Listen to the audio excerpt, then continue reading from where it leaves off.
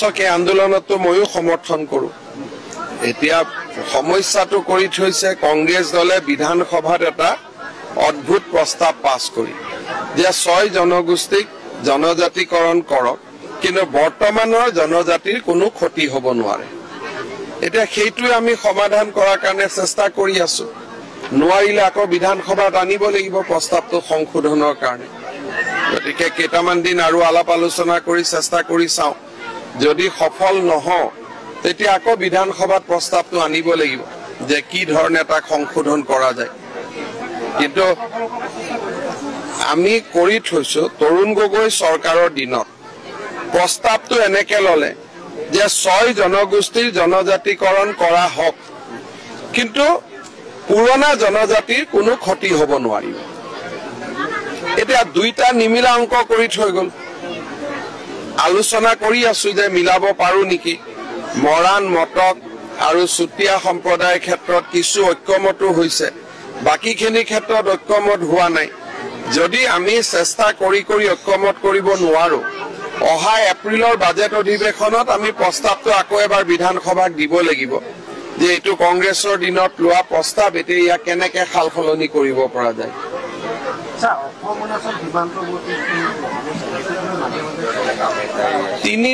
মানে গোটেই অসম অৰুণাচলত 3টা এৰিয়াক বাদ দি বাকি সমাধান হৈছে এই 3টা এৰিয়াও আমি চেষ্টা কৰি আছো যাতে এটা সমাধান হৈ যায় আমিতো বিপ্লৱ শৰ্মাৰ প্ৰতিবেদনত যিমান লিখা আছে তাতকৈ আমি বেছি কাম কৰি আছো কিন্তু কোনেও প্ৰতিবেদনখন চোৱা নাই প্ৰতিবেদনখনতে লিখা আছিল ডিলিমিটেশন হ'ব লাগে ডিলিমিটেশন হৈ গল কেনেকে ডিলিমিটেশন হ'ব লাগে সেই বিষয়ে লিখা আছিল ঠিক তেনেদৰে হৈ গল কোনো ৰাইজে বহি চোৱা নাই যে বিপ্লৱ শৰ্মা কমিশনৰ কিমান কাম ইতিমধ্যে আমি কৰি দিলো কেইটামান কামে বাকি আছে গতিকে এবাৰ যেতিয়া পইণ্ট বাই পইণ্ট আমি কথা পাতিম তেতিয়া আমি কম আৰু মই এইবাৰো বিধানসভাত দিছো যে এপ্ৰিলৰ বিধানসভাত আমি হোৱাইট পেপাৰ যে বিপ্লৱ শৰ্মা কমিশনৰ কিমান কেইটা কাম ইতিমধ্যে হল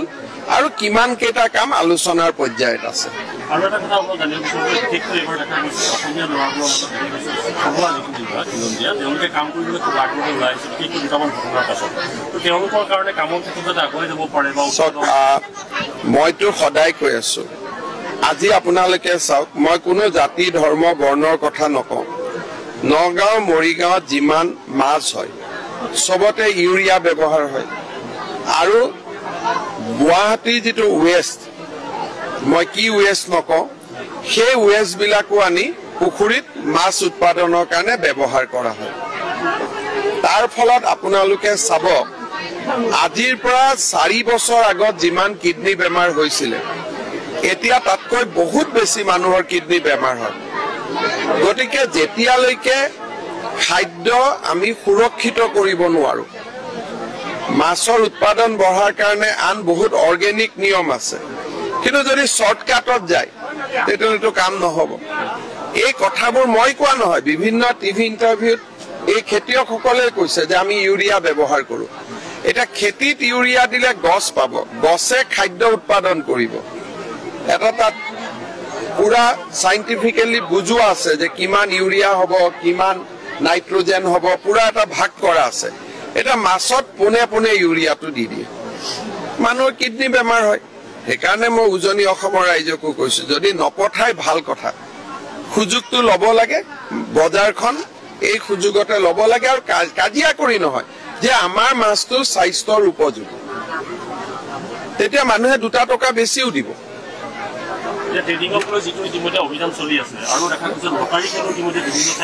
এতিয়ালৈকে 38 জন ব্যক্তিক গ্ৰেপ্তাৰ কৰা হৈছে আৰু মই অসমৰ ৰাইজক কৈছো যে ট্ৰেডিংটো কমপ্লিট ইলিগেল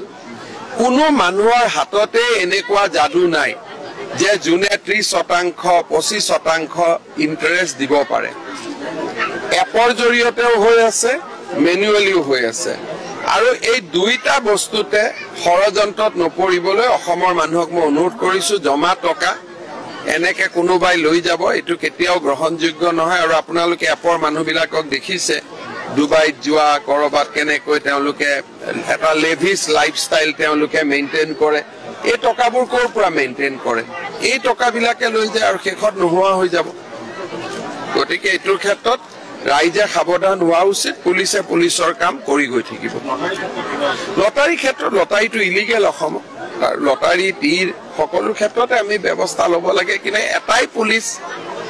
কাম গোটেইবোৰ কৰাৰো অসুবিধা কৰি কৰি গৈ থাকিব লটাৰী 100% ইলিগেল আগত লিগেসি ওয়েস্ট আছিলে সেই জায়গাখিনিক এতিয়া আমি এটা আৰবান ফৰেষ্ট কৰিম প্ৰায় 16 বিঘা মাটি আছিলে মই আৰু 10 বিঘা মাটি আৰবান ফৰেষ্টৰ কাৰণে লবৰ কাৰণে পৰামৰ্শ দিছো লিগেসি ওয়েস্টখিনি ডিসপোজ হোৱাৰ লগে লগে প্ৰতিদিনে জমা হোৱা আৱৰ্জনাখিনিও ডিসপোজেলৰ কাৰণে নতুন ইউনিট এটা আজি লখিমপুৰত আৰম্ভ হ'ল তাক শুভ উদ্বোধন কৰাৰ আমাৰ সৌভাগ্য হ'ল লখিমপুৰৰ যিটো আইএসবিটি আমি বাস টাৰ্মিনাস বনাই আছো সেইটো আমি অহা বছৰ আগষ্ট মাহৰ ভিতৰত সমাপন কৰিম লখিমপুৰৰ ষ্টেডিয়ামখনো প্ৰথম দুটা ফেজ আমি অহা বছৰ আগষ্ট মাহৰ ভিতৰত শেষ কৰিম যিটো আমাৰ ঘুনাখুটিৰ ওপৰত দলং প্ৰায় 400 কোটি টকাৰ ওচৰত আমি অনুমোদন দিছিলো তাৰ বানপানীৰ কাৰণে আমি যোৱা বছৰ যিমান কাম কৰিব লাগিছিল কৰিব পৰা নাছিলো এইবাৰ আমি ফুল ওয়াৰ্কিং সেশনটো পাম 42টা ইয়াতে পাইলিং হ'ব ওয়েল পাইল বুলি কয় আমি 42টা এই বছৰ কৰিব খুজিছো যাতে বানপানী আহিলেও আমি ওপৰৰ কামখিনি ভৱিষ্যতে কৰি থাকিব পাৰো সেই দিশটো মই নিজে চালো যথেষ্ট কাম হৈছে আৰু যেটো কানেক্টিং ৰোড হ'ব মোটামুটি হি এটা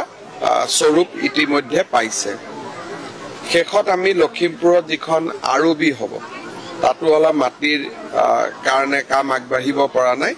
এতিয়া আৰবিখনো মই সৰজমিন চাই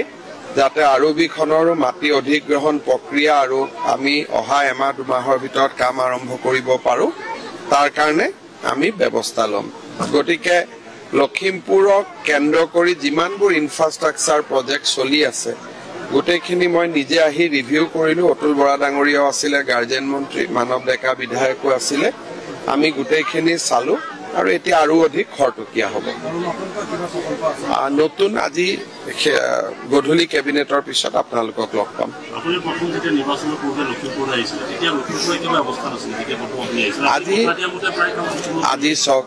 ঘুনাখুটিৰ দলং waste disposal urban forest ISBT stadium ব্ৰহ্মপুত্ৰৰ উত্তৰ পাৰত কোনো চৰকাৰ দিনত কেতিয়াও ইমান ডেভেলপমেন্ট নাছিল এতিয়া আইন মহাবিদ্যালয়খনো ৰেডি হৈ গ'ল লখিমপুৰ কলেজ বিশ্ববিদ্যালয় হ'ব মেডিকেল কলেজত নাৰ্সিং কলেজ এখনৰ কাম আমি আৰম্ভ কৰিম ইমান অভূতপূৰ্ব উন্নয়ন ধেমাজি আৰু লখিমপুৰ জিলাত কেতিয়াও হোৱা নাছিল স্বাধীনতাৰ ইমান দিন পিছত এখনো উদ্বোধন হৈ যাব সব দুমাহ লাগিব মই দুমাহ পিছত আহিম কেইবাটাও কাম আৰম্ভ কৰাৰ কাৰণে আচ্ছা বহুত বিলাক সাৰ্কিট হাউস আছে নতুন ডিসি অফিস আছে বহুত বিলাক কাম আৰু লাইনত আছে জেলখন উঠি যাব